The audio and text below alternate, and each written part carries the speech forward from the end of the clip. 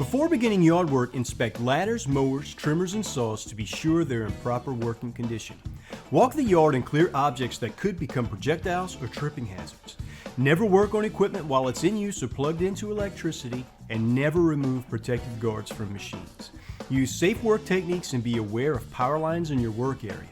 Be conscious of your posture and use lifting or moving devices whenever possible.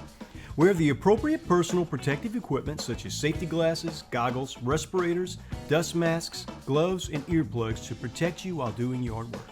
Wear close-fitting layers of clothing to protect yourself from entanglement in machinery, and wear non-slip work boots with reinforced toes to protect your feet.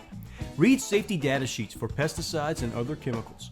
Wear chemical-resistant gloves and clothes, and practice good hygiene by washing hands and wash contaminated clothing separate from the rest of your laundry. Never eat or drink when working with these chemicals. Sunscreen, a hat, and fluids protect you from sunburn and heat illness.